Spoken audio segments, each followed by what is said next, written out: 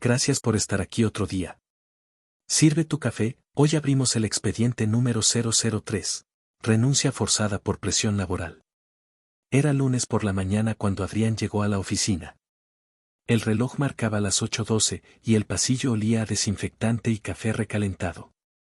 El aire frío del sistema de ventilación se mezclaba con el murmullo de teclados. Era una dependencia pública, una de esas instituciones donde el tiempo se mide por oficios sellados, no por relojes. Adrián llevaba casi 6 años ahí. Había aprendido a moverse entre las jerarquías invisibles, los correos que se contestan con tono diplomático y las órdenes que se dan sin levantarse de la silla. Nunca destacó demasiado, pero tampoco cometió errores graves. Era el tipo de empleado que hacía que las cosas funcionaran sin que nadie lo notara. Esa mañana, sin embargo, notó algo distinto. La asistente del director lo miró apenas al pasar. En su escritorio, había un sobre color beige que lo esperaba con su nombre escrito a mano. Dentro del sobre tenía una cita, la cual decía a favor de presentarse con el área de recursos humanos. Asunto: actualización administrativa. La frase le pareció extrañamente neutra. Pero la neutralidad, en ese edificio, solía ser preludio de algo grave. Caminar hacia recursos humanos siempre le había dado cierta incomodidad. Era el pasillo más silencioso de todos. En las paredes, habían cuadros con frases de motivación laboral, firmadas por la dirección general. Adrián respiró hondo antes de tocar la puerta. Pasa, Adrián. Sobre el escritorio, un expediente grueso. Su expediente. Ella se quitó los lentes, y lo miró con una mezcla de amabilidad y rutina. Nos pidieron actualizar tus documentos. ¿Actualizar? Sí, solo falta tu firma aquí. Le colocó frente a él una hoja impresa. En el encabezado, en letras pequeñas que decía, renuncia voluntaria. El corazón de Adrián dio un salto. Debe haber un error. Yo no he presentado ninguna renuncia. La mujer no respondió. Solo giró el documento y señaló el último renglón. Nos piden que la firmes hoy, antes de mediodía. Adrián tragó saliva. La hoja parecía absorber la luz del escritorio. ¿Y si no firmo? Ella lo miró un segundo más. Ese tipo de miradas que no se registran en ningún expediente. Mira, Adrián, no te lo digo oficialmente, pero es mejor firmar. Te conviene. El aire se volvió pesado. Sabía lo que eso significaba. Había escuchado historias parecidas en otras áreas. Siempre empezaban igual, con un sobre beige. Salió de la oficina sin firmar. Caminó hacia su escritorio con la hoja aún en la mano, como si pesara más de lo que parecía. Intentó concentrarse en el monitor, pero las letras se desfiguraban. No entendía por qué, después de tantos años, lo estaban obligando a irse. Durante el resto del día, nadie lo miró directamente. Era como si hubiera desaparecido sin hacerlo todavía. En la tarde, lo llamó su jefe inmediato. Adrián, ven a mi oficina, por favor. El despacho del jefe olía a café y nervios.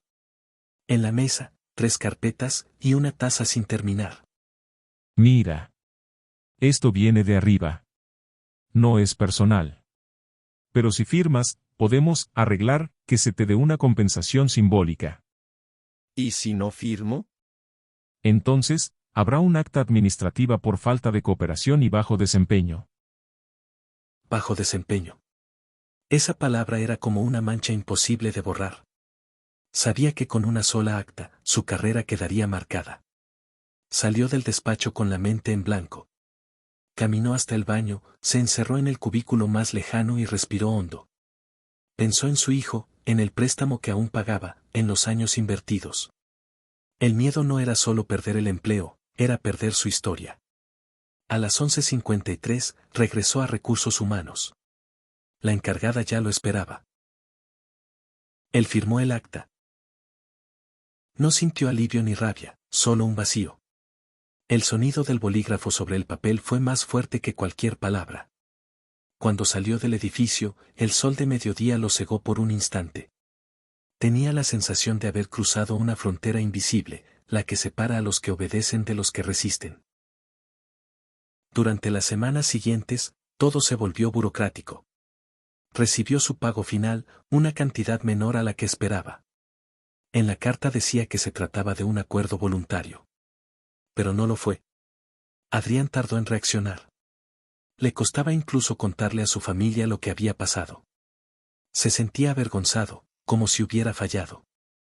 Hasta que un día, mientras buscaba entre sus papeles, encontró una copia de la renuncia. En la parte inferior, notó que no tenía número de folio ni sello oficial.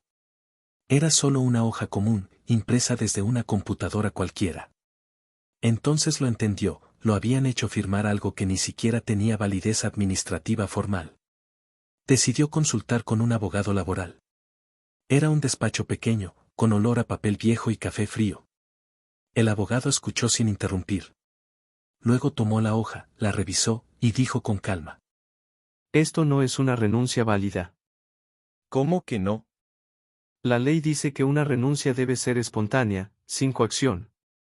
Además, debe constar que fue recibida voluntariamente. Esto, no cumple con eso. Adrián sintió un escalofrío. El abogado continuó: Puedes demandar. No es sencillo, pero es posible. Durante los meses siguientes, Adrián enfrentó el proceso con una mezcla de rabia y miedo.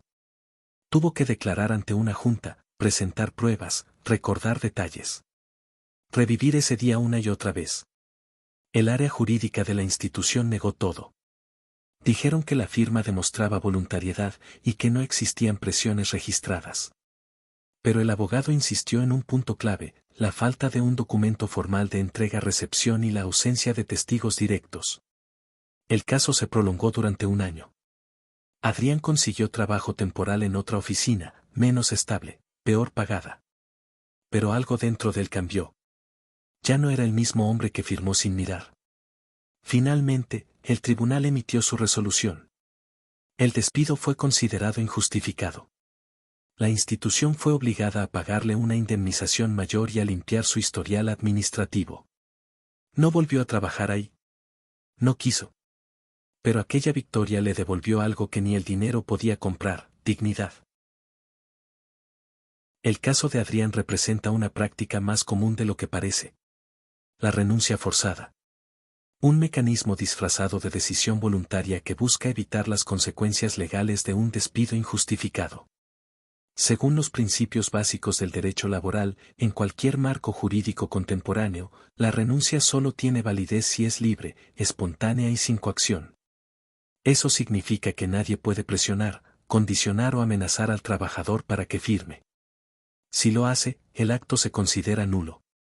Además, en la mayoría de los sistemas laborales, el patrón o institución tiene la carga de la prueba. Debe demostrar que la renuncia fue auténtica y que no existió presión alguna. Si no puede hacerlo, la ley presume que hubo despido injustificado. El abogado de Adrián actuó correctamente.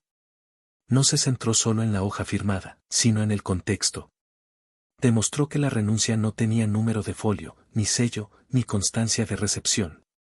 Y que la amenaza de un acta administrativa equivalía a una presión directa. Legalmente, existen 3 caminos en un caso así. 1. Demanda por despido injustificado. El trabajador puede reclamar reinstalación o indemnización, según su elección. El patrón debe probar que la separación fue voluntaria. 2. Denuncia ante la autoridad laboral. Cuando se prueba que hubo coerción, se puede sancionar al área responsable por simulación o abuso de autoridad. 3. Conciliación laboral. Antes del juicio, la autoridad puede invitar a las partes a llegar a un acuerdo. Sin embargo, ese acuerdo debe quedar por escrito y con un acta oficial. Adrián eligió el camino judicial. Y aunque tardó más de un año, su resolución marcó un precedente. No basta con tener una firma, hace falta que haya voluntad real. Desde una mirada más humana, su historia refleja el miedo laboral. Ese silencio impuesto que se disfraza de obediencia. Muchos firman por necesidad, otros por miedo, y algunos, simplemente, porque ya están cansados de resistir.